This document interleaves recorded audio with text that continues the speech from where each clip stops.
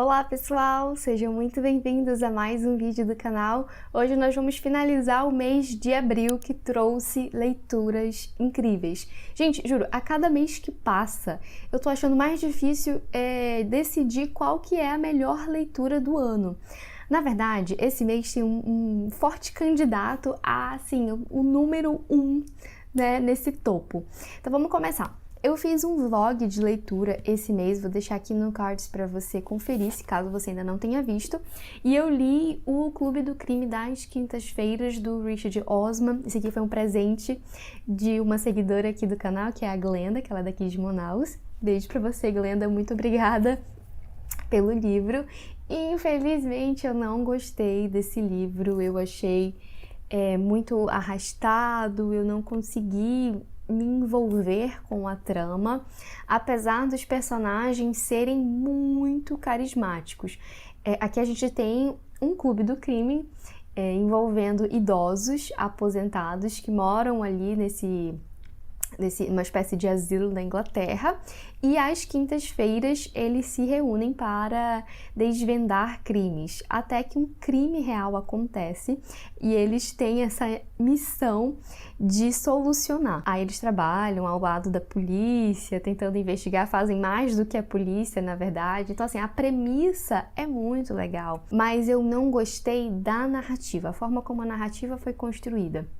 Eu comentei um pouco mais sobre esse livro lá no vlog. Eu acho que se ele tivesse sido escrito em primeira pessoa, pela perspectiva da Elizabeth, seria muito melhor. A maioria de vocês me contou que o segundo livro dessa série é muito melhor, muito mais envolvente. Ele conseguiu, que esse aqui é o romance de estreia do autor, né? E no segundo livro que ele consegue desenvolver melhor os personagens e a trama. Eu ainda tô me decidindo se eu vou dar uma segunda chance ou não, porque é muito difícil, né? Quando você não gosta de um autor, você não quer ler mais nada dele. Então, ainda não sei. Fica aí no ar, né? Se vocês realmente acham que vale a pena ler a sequência, então pode ser que eu dê uma segunda chance, mas vamos ver, né? No geral, eu daria assim umas 3 estrelas. É um livro legal para passar o tempo, para se divertir, porque, como eu disse, os personagens, eles são construídos de uma forma assim para você se apaixonar por eles, porque são idosos falando de crimes, então é bem divertido, tem umas tiradas engraçadinhas, mas a trama em si não me envolveu, infelizmente. O segundo livro que eu li, fui completamente enganada pela capa. Eu recebi alguns livros da editora Record, então já fica aqui meu agradecimento à editora, e um deles foi O Amor da Minha Vida. Assim, gente, você olha essa capa e pensa, pô, um romance clichê, né? Vou aqui me aventurar num romance clichê, que eu tava lendo muitas leituras de não ficção.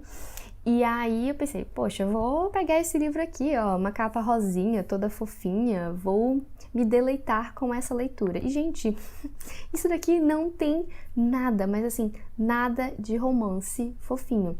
Esse livro da Rosie Walsh é, na verdade, um thriller misturado com drama familiar, onde segredos obscuros do passado vão sendo desvendados pouco a pouco e você fica preso nessa dinâmica tentando entender o que está acontecendo. A gente acompanha aqui um casal, que é a Emma e o Leo, que eles estão casados já há mais de 10 anos, e a Emma, ela tá com um câncer, né, e o marido dela é jornalista, a especialidade dele é escrever obituários, e ele decide que ele vai escrever um obituário para Emma, né? Porque, enfim, ela tá lidando com esse processo muito difícil que é um câncer. E quando ele começa a escrever o obituário, ele vai desvendando um pouco mais sobre a vida dessa pessoa que ele achava que ele conhecia. E aí ele descobre que ela não se formou na faculdade que ela disse que se formou, que o nome dela nem é Emma, e envolve também um outro jornalista muito famoso aqui, cuja esposa desapareceu.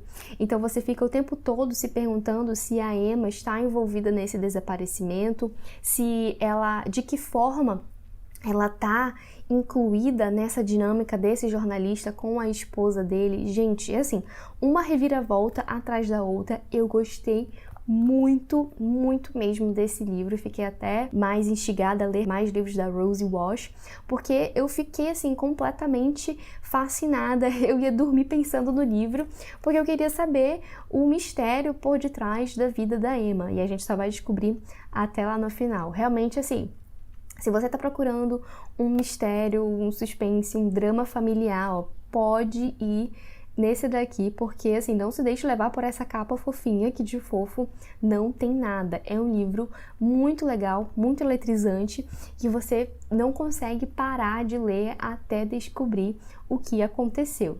Realmente me surpreendeu muito, muito mesmo. Eu ainda tô em busca de um livro fofinho pra ler, tá? Porque quando eu acho que eu encontrei, na verdade, é um mistério. Ai, que maravilha! E aí, no mês de abril, eu fiz um mini desafio lá no Instagram, que era o Abril de Não Ficção. Eu leio bastante não ficção, é um gênero que eu gosto muito, então eu tô sempre lendo aí biografias, livros teóricos, eu realmente me envolvo bastante com esse gênero. E é sempre bom a gente expandir os nossos conhecimentos, né, sobre um assunto que a gente se interessa, e esse era justamente o intuito do desafio, você pegar um livro que te interessa, de um tema que você gosta, que você quer saber mais sobre, e ler no mês de abril. E aí eu terminei de ler 2 livros para esse desafio e dei andamento, assim, quase que completei mais um. Então vou mostrar para vocês. O primeiro livro que eu completei desse desafio é uma biografia da Agatha Christie, que é a Agatha Christie A Very Elusive Woman, da Lucy Worsley. Essa biografia, gente, na promoção do e-book, ela estava custando R$5. Eu não sei se ela ainda tá por esse valor, deem uma conferida, eu vou deixar o link aqui embaixo, porque assim, R$5 por um e-book em inglês estava valendo muito a pena. E aí, infelizmente, esse livro não tem em português, o que é uma pena, porque essa biografia, gente, é deliciosa. Não sei, ó, vocês podem ver pelo tanto de marcação, o tanto que eu amei esse livro. A vida da Agatha Christie é recheada de mistério e reviravoltas, assim como o livro dela. Cara, eu já era muito fã da Agatha Christie, agora eu sou ainda mais depois de ter lido essa biografia, porque a gente acompanha essa escritora e o tempo em que ela produziu as suas obras. Então, isso também é muito relevante, né? Principalmente agora que a gente está passando aí, na verdade que a gente está vendo as obras dela serem editadas, né? Para retirar os termos ofensivos, preconceituosos, o que eu, Sabrina, acho um erro você editar dessa maneira as obras. Eu acho que seria muito mais viável ter uma edição comentada, com notas de rodapé, porque, assim, essas obras da Agatha Christie, elas são produto do seu tempo.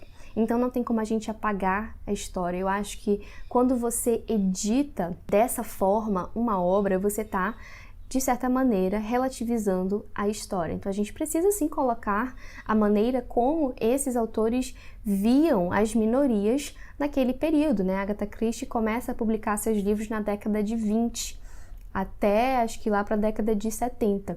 Então sim, alguns livros dela têm passagens preconceituosas, xenofóbicas, mas isso é importante. Eu acho que é necessário haver esse contraste com a nossa geração, né? De você ler um livro e se chocar. Esse choque é importante, porque mostra uma certa evolução, né, desses debates que são cruciais para o desenvolvimento da nossa sociedade. Então eu acho realmente um erro editar as obras da Agatha Christie, e a Lucy Worsley fala sobre isso também, porque isso já começou a ser feito lá no UK, e ela comenta um pouquinho sobre isso também. Eu vou fazer um vídeo sobre essa biografia, acredito que seja o próximo a sair aqui no canal, tá? Não se preocupem. E aí, como eu disse, a Agatha Christie teve uma vida fascinante, gente. Essa mulher viveu, assim, plenamente. É o tipo de pessoa que soube aproveitar a vida, viajou muito, estudou bastante e, ai, juro, eu fiquei assim realmente fascinada, maravilhada por esse livro. Inclusive, fiquei com ainda mais vontade de ler a autobiografia. Peraí que eu vou pegar. Eu comprei, eu acho que mês passado, mês retrasado, a autobiografia dela em inglês. Esse livro ele já tem em português, só que a edição em português não tem as fotografias, não sei porquê. Mas ó, essa minha edição, ela é cheia de fotografias, ó. E eu não sei por que a edição brasileira retirou essas fotografias, não faço ideia. E eu fiquei com muita vontade de ler essa autobiografia, porque a Lucy Worsley cita bastante. E aí uma dica que eu dou para vocês, se vocês que querem ler essa biografia aqui, eu sugiro vocês lerem o primeiro caso do Poirot, que é o The Mysterious Affair at Styles. Eu me esqueci como é que ficou a tradução do título, mas vou deixar a capa aqui ao lado, que já tem em português também. E também é um livro bem necessário para ler essa autobiografia. Então eu comecei a ler esse primeiro caso do Poirot enquanto eu estava lendo aqui a biografia. Não terminei de ler, mas faz muita diferença assim, tá? Eu até pulei assim alguns parágrafos que ela dava spoiler do livro para eu voltar assim que eu terminar. Então já fica aí a minha dica. Também acho legal você já ter lido o E Não Sobrou Nenhum, O Assassinato de Roger Ackroyd e Assassinato no Expresso do Oriente, porque são livros que ela se demora um pouco mais. E assim, a Lucy Worsley faz um aparato geral sobre o que ela chama de Christie Style, né? A forma como a Agatha Christie escreve os romances policiais. Mas a gente vai conversar mais sobre isso no vídeo próprio dessa biografia aqui, tá? Mas já fica aí a dica de uma baita obra sobre a nossa rainha do crime e em breve espero conseguir ler esse daqui. E o último livro que eu concluí no mês de abril, eu acho que eu li basicamente em abril mesmo, é O Homem Diante da Morte, do Philippe Arrier. Já saiu o primeiro vídeo sobre esse livro aqui, eu fiquei de fazer um vídeo para cada parte, mas é porque gente, editar vídeo tá um pouco difícil. Eles já estão gravados, acho que eu já gravei duas partes, só falta editar mesmo para lançar aqui no canal, tá? Mas vai sair. Esse livro eu li com a Ana, que tem um Instagram maravilhoso. Caso vocês se interessem por esses temas de horror, mistério, sigam a Ana, que ela é uma pessoa maravilhosa. E aí nós lemos juntas O Homem Diante da Morte. Acho que nós começamos final de março e terminamos agora em abril, e gente, eu falei lá no início do vídeo, né, que tem um forte candidato para ser a melhor leitura do ano. E é esse aqui. Dificilmente... Nossa, eu tenho que ler assim, um livro magnífico para superar isso daqui. Porque, ó, olha só o tanto de marcação que eu fiz. Esse livro, eu posso dizer que ele mudou a minha vida. Porque, gente, que jornada incrível. Eu já comentei isso algumas vezes, não se deixe enganar pelo tamanho dele. Ele é grandinho, tem quase aí 1000 páginas, mas é um livro delicioso. E se você é católico, ele te fala muito sobre a Igreja Católica e como ela inseriu paulatinamente os ritos sobre a morte nas missas.